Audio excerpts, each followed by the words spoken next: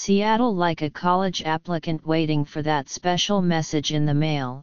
Officials in Boston got what they wanted on Thursday, a cryptic 4-sentence note informing them that the city made the finals in its bid to host Amazon's second headquarters. We would like to move Boston forward in the process so we can continue to learn more about your community, your talent, and potential real estate options, Holly Sullivan, an Amazon executive, wrote in the note.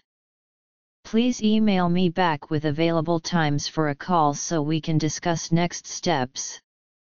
Boston was one of 20 places in the United States and Canada that made Amazon's list, joining cities that had been widely expected to make the cut, like Denver and Dallas, and surprises like Nashville and Columbus, Ohio. The winner could get up to 50,000 high-paying jobs and $5 billion in investment, figures that Amazon has dangled in front of local officials, setting off an unprecedented competition to be the second home for one of the Internet's mightiest companies. In all, 238 cities and regions applied to bring the company to town, many using promises of tax breaks and public charm offensives to gain favor with the e-commerce giant. The finalists include places like Newark, where the local economy has struggled for decades, and hip centers like Miami and Austin, Texas. For other cities, like Los Angeles and New York, luring Amazon would cement their place as centers of the tech industry. The other finalists are Atlanta, Chicago, Indianapolis, Montgomery County, MD, Northern Virginia, Philadelphia, Pittsburgh, Raleigh, NC, Washington and Toronto, the only one outside the United States. Officials from the 20 locations celebrated their selections and, in most cases, reiterated their pitches for why Amazon should ultimately pick them. Ras Baraka, mayor of Newark, said Amazon would have a tremendous social and economic impact on this city, state, and region by coming to Newark. Kathleen Wynne, the Premier of Ontario, the province where Toronto is located, reacted with what could be perceived as a dig at her American competitors.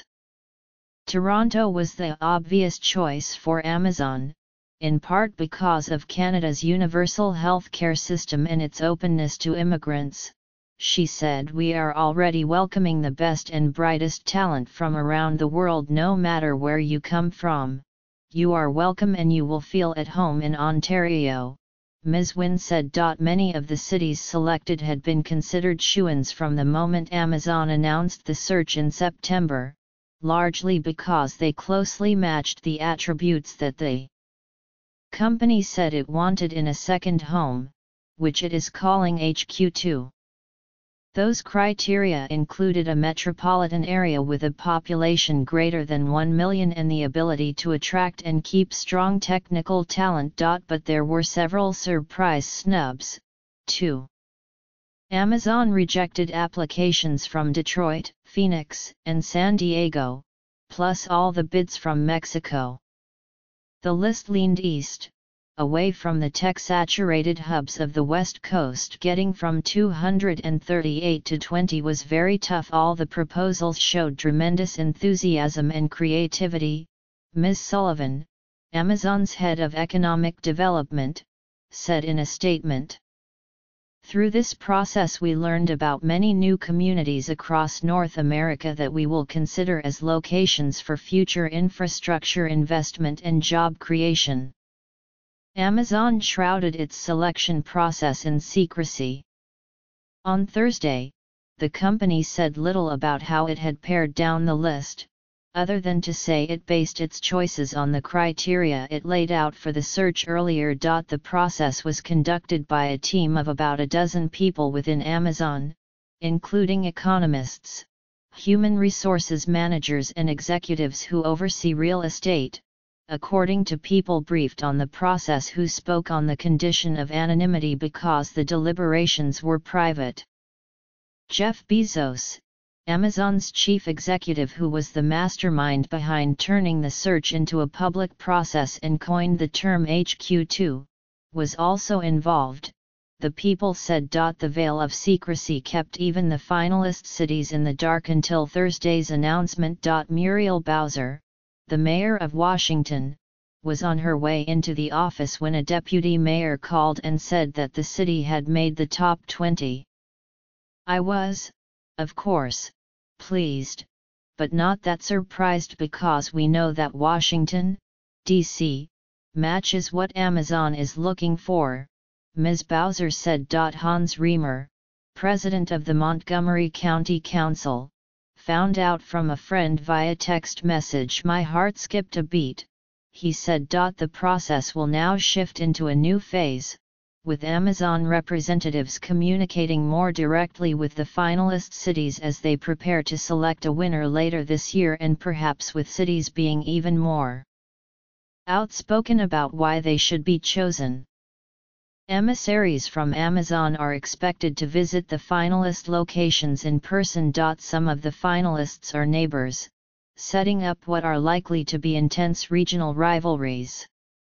Ms. Bowser said Amazon's selection of Montgomery County and Northern Virginia, both near Washington, spoke to the appeal of the region's workforce. "Of course," she added, "we believe that Washington, D.C., with our top talent and world-class amenities, is the right place for Amazon HQ2. Mayor Baraka said that Newark has a friendly rivalry with its bigger neighbor, New York, while adding that his city enjoys the advantages of cheaper real estate, space for development in its downtown, and lots of fiber optic network capacity. Amazon needs a second headquarters because it's bursting at the seams in its hometown, Seattle. Mr. Bezos founded the company there in 1994, and it has since transformed the city, employing more than 40,000 there. That expansion has also contributed to Seattle's soaring cost of living and its traffic woes. To lure applicants, Amazon showered local politicians with its own data about the effect the company has had on the Seattle economy, and some of the immediate economic benefits its second home would experience, including $5 billion in construction spending. It asked candidates to include in their bids a variety of detailed information, including potential building sites, crime and traffic stats, and nearby recreational opportunities. Amazon also asked cities and states to describe the tax incentives available to offset its costs for building and operating its second headquarters. The most eye-popping of those offers was New Jersey's promise of up to $7 billion in tax incentives to bring Amazon to Newark. Another tech giant, Apple, this week said it, too, was hunting for a location to build a major new campus. But the company's chief executive, Tim Cook, said it would not conduct a public bidding process akin to Amazon's. He said California and Texas were unlikely locations for the new campus because Apple already has significant operations there. Amazon's search process has also attracted critics. Stacy Mitchell, CO director of the Institute for Local Self-Reliance, a nonprofit organization that serves as an advocate for local businesses, said that politicians were enhancing Amazon's image just as the company's market power was under growing scrutiny from groups like her own. As these cities woo and grovel, they are basically communicating this idea that we should want Amazon to be bigger and more powerful in our economy, Ms. Mitchell said. Ed Glazer, a professor of economics at Harvard, who studies cities, predicted that the winner of the contest would have in place the kind of positive economic attributes that mean it wouldn't necessarily need Amazon to thrive at its best. The competition for Amazon has spurred cities to think about how to improve their quality of life more generally, he said. At its worst, the competition has become a distraction and a contest for throwing cash at the giant.